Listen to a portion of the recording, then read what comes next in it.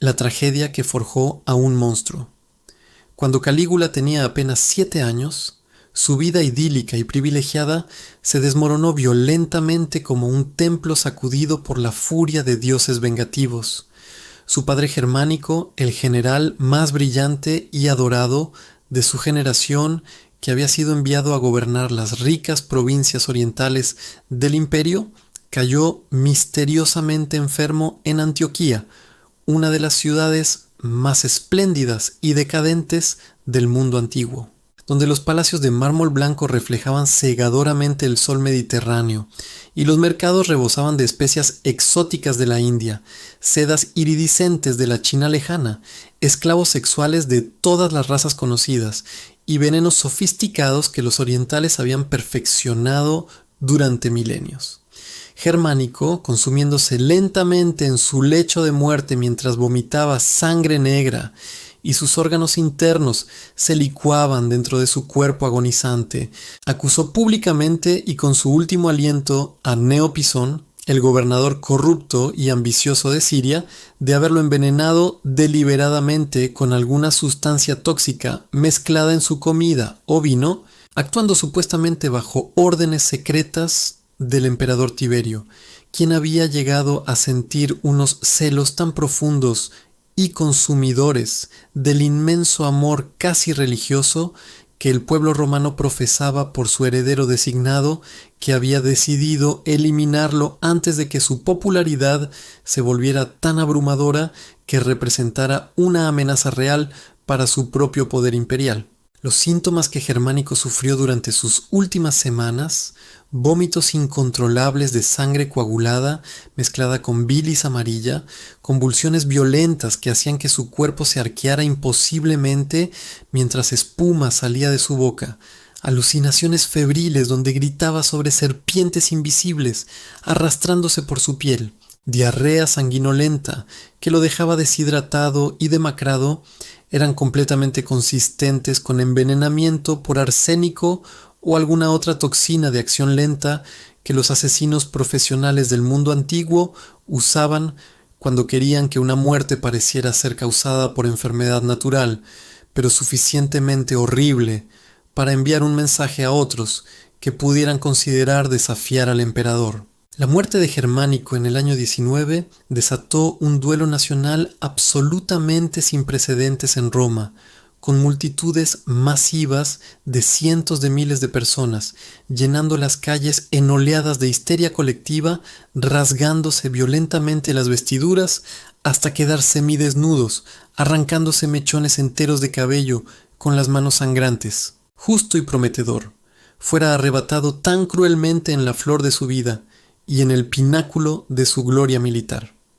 Devastada, pero mostrando la dignidad estoica que caracterizaba a las mujeres de la familia imperial. Regresó a Roma en un viaje marítimo de semanas, llevando personalmente las cenizas cremadas de su esposo amado en una urna funeraria de oro macizo, adornada con piedras preciosas, negándose a soltar el recipiente incluso para dormir, porque temía que alguien pudiera intentar robar o profanar los restos sagrados de Germánico. El cortejo fúnebre que la recibió cuando finalmente desembarcó en el puerto de Brundisium fue uno de los espectáculos más conmovedores, masivos y políticamente cargados que la ciudad había presenciado jamás, con literalmente miles y miles de ciudadanos llorando abiertamente, sollozando sin control,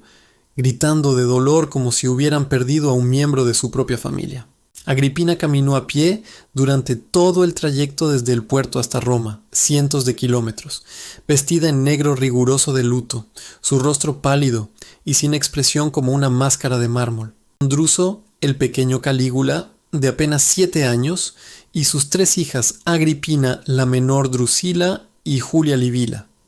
Los cronistas que presenciaron este momento histórico notaron perturbados que mientras los otros niños lloraban abiertamente o parecían confundidos y aterrorizados por la magnitud de lo que estaba sucediendo, el pequeño Calígula mostraba una expresión perturbadoramente extraña. Una mezcla desconcertante de confusión infantil normal mezclada con una frialdad prematura, casi antinatural en su rostro, que debería haber estado lleno de lágrimas, como si algo fundamental dentro de él ya hubiera comenzado a romperse o a congelarse ante el trauma de perder a su padre adorado en circunstancias tan sospechosas y violentas. Pero la tragedia sangrienta no había hecho más que comenzar para esta familia aparentemente maldita por los dioses vengativos, o más precisamente por las intrigas palaciegas brutales, las conspiraciones asesinas y las purgas políticas despiadadas que caracterizaban inevitablemente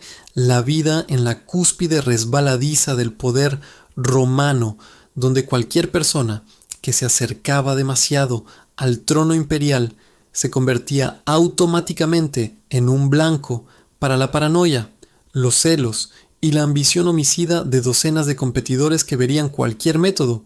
envenenamiento, falsa acusación, asesinato directo, como justificado, si les permitía ascender un peldaño más en la escalera hacia el poder absoluto. El emperador Tiberio, cada vez más paranoico, amargado, socialmente aislado y mentalmente inestable, se retiró permanentemente a su villa fortificada en la isla de Capri, donde según las lenguas viperinas de informantes esclavos fugitivos y visitantes escandalizados, se entregaba sin restricciones a toda clase de depravaciones sexuales impensables, orgías con niños de ambos sexos, violaciones ritualizadas, tortura erótica, bestialismo con animales entrenados, voyeurismo compulsivo, donde obligaba a parejas a copular frente a él mientras se masturbaba, y otras perversiones tan extremas que incluso Suetonio, quien escribía extensamente sobre escándalos sexuales sin el menor pudor, admitió que algunas de ellas eran demasiado obscenas para describir en detalle en su texto.